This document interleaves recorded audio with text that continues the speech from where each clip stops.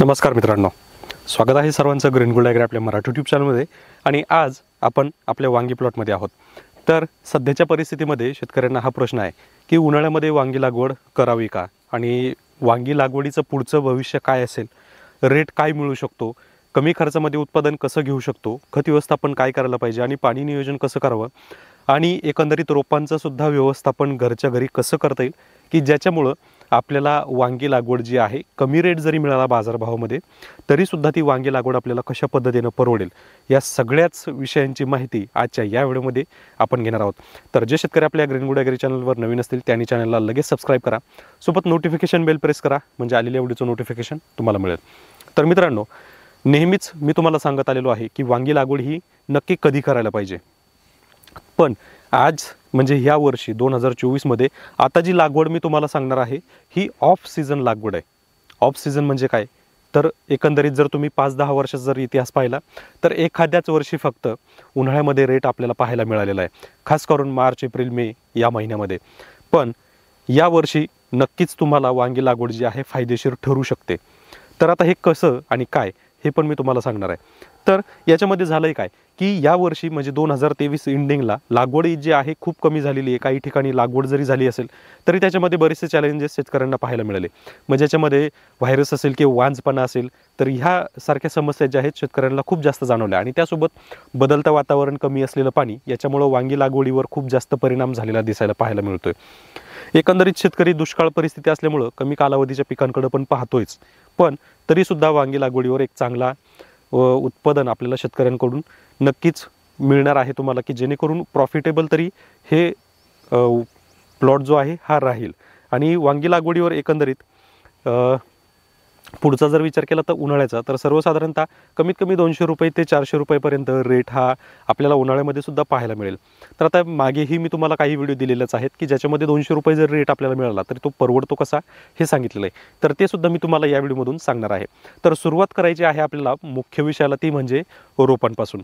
तर आपल्याला पहिली गोष्ट, बरेच शेतकरी काय करतात की लागवडीच्या वेळेस रोपं जी आहेत ही नर्सरीतून आणतात, पण मी तुम्हाला सरळ सांगेल की तुम्ही रोपं नर्सरीतून आणण्यापेक्षा रोपं ही घरी तयार करा। पहिली गोष्ट, रोपं बनवायला खर्च कमी लागतो घरच्या घरी। बियाणेही आपण आपल्या हाताने टाकल्यामुळं बियाणेमध्ये भेसळ होत नाही। नाहीतर काय होतं की आपण जे नर्सरीतून रोप आणतो याच्यामध्ये पहिली गोष्ट 30 दिवसाच्या रोपांवर सुद्धा खूप भयानक अशी कीटकनाशक, बुरशीनाशकांचा वापर केलेला असतो। ती कमी कालावधीमध्ये लागवडीला यावीत याच्यासाठी वेगवेगळी PGR सुद्धा त्याच्यावर वापरलेली असतात। परिणामी होतं काय की ती रोपं आपल्याकडं आल्यानंतर, ओपन स्पेसला आल्यानंतर त्यांच्यावर आपल्याला खूप जास्त प्रादुर्भाव झालेला जाणवतो, मग तो पांढरी माशी असेल, बुरशी असेल किंवा थ्रिप्स असेल। तर यामुळं काय होतं की त्या रोपांचं आयुष्य तर कमी होतंच, पण वाढीवर सुद्धा त्याचा परिणाम होतो। म्हणून आपल्याला रोपं ही घरी तयार करायची। तुम्ही कोणताही वाण लावा, अजित लावा, पंचगंगा लावा किंवा निर्मलचा सीड्सचा लावा किंवा इतर आणखी कोणतेही लावा, पण रोपं जी आहेत ही घरीच तयार करा। रोपं घरी तयार करण्यासाठी तुम्हाला साधारणतः 7 ते 8 रुपये ट्रेला खर्च येतो। आणि सीड्सचा जर विचार केला तर नॉर्मली आता जो काही रेट चालू असेल त्याप्रमाणे तुम्हाला तर सीड लागणारच आहे। कोकोपीटचा जर विचार केला तर साधारणतः 250-300 रुपयाला एक बॅग आपल्याला सहज मिळून जाते। म्हणजे एकंदरीत पूर्ण खर्च जर विचार केला तर साधारणतः 30 ते 40 पैसे प्रति रोपाला आपल्याला खर्च येतो। आणि तोच खर्च जर आपण नर्सरीमधून आणायला गेलो तर जवळजवळ 1 रुपया रोप आपल्याला ते पडतं।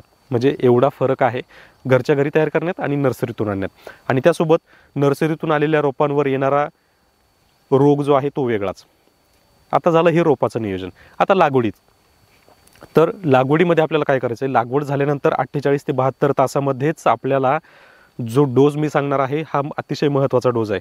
तुम्हाला कोण काय सांगतं मला माहीत नाही, परंतु हा डोज अतिशय महत्त्वाचा आहे। आणि जरी तुम्हाला कोणी सांगत असेल की तिसऱ्या दिवशी किंवा दुसऱ्या दिवशी किंवा पहिल्या दिवशी हा डोस देता येत नाही, तर माझ्या मते आपल्याला सगळ्यात मोठा बावळटपणा तोच असेल।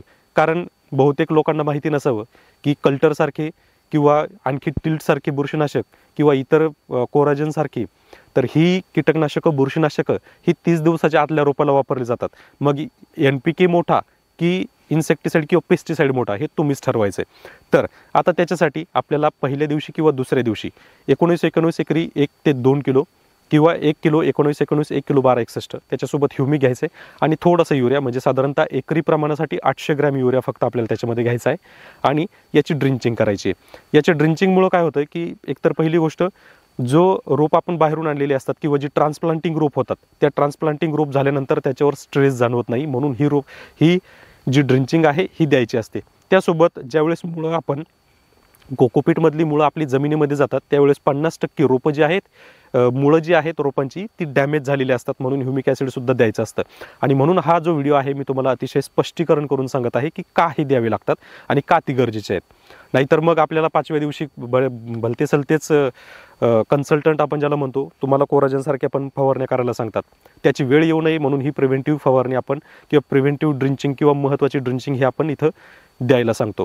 आता हे झाल्यानंतर साधारणतः 8व्या ते 9व्या दिवशी आपल्याला एक फक्त सर्वसाधारण कीटकनाशक, सर्वसाधारण बुरशीनाशक, ती पण प्रिव्हेंटिव्ह म्हणून ही एक फवारणी करायची असते. बस या 2 काम तुम्ही केले की तुमचं जवळजवळ 50% काम इथंच होतं. याच्यानंतर आपल्याला काय करायचं आहे तर साधारणतः 15 ते 17, 18, जास्तीत जास्त 20 दिवसापर्यंत आपल्याला ताकअंडीचं द्रावण हे सुरू करायचं आणि ताकअंडी द्रावण द्यायला सुरुवात करायची. ताकअंडी द्रावण दिल्यानंतर आपल्याला वांगी पिकामध्ये सगळ्यात महत्त्वाची अडचण असते ती म्हणजे पांढरी माशी. पांढरी माशी तुम्हाला घालवायची असेल तर ताकअंडीचा स्प्रे आणि ताकअंडीची ड्रिंचिंग हे देणं महत्त्वाचं आहे. ताकअंडीचा स्प्रे केल्यानंतर तुम्हाला पांढरी माशी अगदी 15 मिनिटांमध्ये गेलेली दिसेल. जी काही पांढरी माशी तुम्हाला असेल त्यामध्ये तुम्हाला ऑलमोस्ट 80% प्रमाण कमी दिसेल लगेचच्या लगेच. एवढं इफेक्टिव्ह हे ताकअंडी आहे. त्यामुळं ताकअंडी शक्यतो आपल्या घरी तयार करून ठेवा आणि ज्या पद्धतीनं मी तुम्हाला बनवायला सांगितलेलं आहे आणि ज्या पद्धतीनं स्प्रे करायला सांगितलेलं आहे त्याच पद्धतीनं तुम्हाला वापरायचं आहे आणि त्याच वेळेस तुम्हाला त्याचे रिझल्ट्स मिळणार आहेत. कारण इथं आपण त्याचे प्रॅक्टिकल डेमो वगैरे सगळे काही केलेले आहेत, त्याचे व्हिडिओसुद्धा तुम्हाला आपल्या चॅनलवर पाहायला मिळतील. कोणत्याही प्रमाणात किंवा कधीही कोणतंही प्रमाण कोणत्याही वेळेला देऊ नका. जे प्रमाण मी तुम्हाला सांगितलेलं आहे तेच प्रमाण घ्या. यामुळे होतं काय की फायदे आपल्याला जास्त मिळतात, त्याचा तोटा होत नाही. आता हे झालं आपलं पूर्णपणे झिरो बजेट. हे जर तुम्ही झिरो बजेट प्रॉपरली जर 15 ते 20 दिवसाच्या गॅपने जर करत असाल तर तुम्हाला उन्हाळ्यामध्ये अगदीच खर्चाचा जर विचार केला तर उन्हाळ्यामध्ये वातावरण जे आहे साफ राहतं. यामुळे तुम्हाला रासायनिक कीटकनाशक, बुरशीनाशकांची गरज जी आहे अतिशय कमी प्रमाणात पडते आणि यामुळं मग काय होतं की उत्पन्न पण वाढतं. ताकअंडीमुळे सगळी न्यूट्रिएंट जी डिफिशियन्सी असते ही भरून निघते, ती पण दर 15 दिवसाला. यामुळं झाडसुद्धा सशक्त राहतं, स्ट्रॉंग राहतं आणि यामुळं उत्पादनसुद्धा चांगलं मिळतं. आणि मग विचार करा, जर तुम्हाला साधारणतः 3 महिन्यामध्ये जर ताकअंडीचा खर्चाचा जर विचार केला तर जेमतेम 1000 रुपये आहे आणि पहिले जे 2-3 डोस आपण सांगितलेत म्हणजे पहिले 2च मेन डोस आहेत तर त्याच्यामध्ये साधारणतः 2-1000 रुपये तुम्ही पकडा. 3000 रुपये जरी खर्च असेल तरी 3000 रुपयेमध्ये तुम्ही कमीत कमी 100 कॅरेटचं उत्पादन सहज घेऊ शकता. म्हणजे एवढी ताकद आपल्याला या खतांपासून मिळते. आता रासायनिक वापरायचे नाहीत का हा पण प्रश्न बऱ्याच शेतकऱ्यांच्या मनात असेल तर 100% तुम्हाला जर असं वाटत असेल की आपल्या पिकावर ताकअंडीमुळे तर फायदा होतोय भरपूर, पण काही गोष्टी आहेत ज्या कंट्रोलमध्ये येत नाही आहेत. उदाहरणार्थ समजा शेंडाळी येत नाही शक्यतो पण आलीच किंवा येते पण बऱ्याच शेतकऱ्यांना ती जाणवते, तर ही कंट्रोल करण्यासाठी सुद्धा आपल्याला कधी कधी शेतकरी काय विचार करतो की नाही बाबा आता आपल्याला ते काही घ्यायचं नाही आहे, आपल्याला आता रासायनिक वापरायचं आहे. मग रासायनिक वापरताना सुद्धा आपल्याला ते वापरावं लागतं किंवा काही शेतकरी वापरतात. वापरावंच लागतं असं पण नाही आहे. तुम्ही 100% ताकअंडीवर सुद्धा प्लॉट घेऊ शकता, पण तरीसुद्धा आपली मेंटॅलिटी असते की आपल्याला तो रासायनिकवर करायचा आहे किंवा रासायनिकमध्ये थोडंसं द्यायचं आहे. तर तुम्ही रासायनिकमध्ये सुद्धा गरजेपुरतं रासायनिक देऊ शकता. तुम्ही पूर्णच रासायनिक केलं पाहिजे असं मी अजिबात सांगत नाही आणि तुम्ही तो करू पण नका, कारण तो तुम्हाला पूर्ण जर रासायनिक तुम्ही केलं तर तुम्हाला उन्हाळी वांगी लागवड ही परवडणारी नाही आहे. त्याच्यासाठी तुम्हाला फक्त गरजेनुसारच रासायनिक वापरायचं आहे आणि शक्यतो चांगला प्लॉट जो आहे हा आपल्याला ताकअंडीवर घ्यायचा आहे. फक्त सुरुवातीच्या पहिल्या 2-3 फेज जे आहेत त्याच आपल्याला फक्त रासायनिक किंवा इनऑर्गॅनिक खतांवर आपल्याला ते घ्यायचे आहेत किंवा ऑर्गॅनिक खतांवर ते घ्यायचं आहे. गरजेनुसार फक्त 1-2 फवारणे आपल्याला रासायनिक घ्यावे लागतील. तर मित्रांनो, हे एकंदरीत नियोजन आहे आपलं जानेवारी लागवडीचं. जानेवारीमध्ये नक्कीच तुम्ही जर भाजीपाला तुम्हाला करायचं असेल तर वांगी लागवडसुद्धा त्यामध्ये 10 गुंठे का होईना वांगी लागवड नक्की ठेवा. 10 गुंठ्यामध्ये सुद्धा तुम्हाला कमीत कमी रोजचं 500-600 रुपये उत्पादन हे वांगी सहज देऊन जाईल. तर मित्रांनो, अशाच व्हिडिओसाठी आपल्या ग्रीन गोल्ड ॲग्री चॅनलला फॉलो करा. तसेच तुम्हाला आणखी वांगी पिकाबद्दल काही माहिती पाहिजे असेल, काही अडचण येत असेल तर नक्की त्यावर कमेंट करून सांगा. त्याच्यावर सुद्धा नक्कीच आपण व्हिडिओ बनवला जाऊ आणि त्याच्यावर व्हिडिओसुद्धा प्रॉपरली बनवू. तसेच बऱ्याच वेळा सध्या काय होतं की वांजपणा जो आहे झाडामध्ये जाणवतोय, तर तो जर तुम्हाला जाणवत असेल आणि त्याच्यावर जर सोल्युशन पाहिजे असेल तसेच व्हिडिओसुद्धा पाहिजे असेल माहितीपूर्ण, तरीसुद्धा कमेंट करून नक्की कळवा. तुमची अडचण आणि त्याच्यावर व्हिडिओ काय पाहिजे तो नक्की कमेंटमध्ये कळवा. त्याच्यावर आपण सविस्तर माहिती देणार आहोत. तर चला मित्रांनो, भेटूया पुढच्या व्हिडिओमध्ये. धन्यवाद.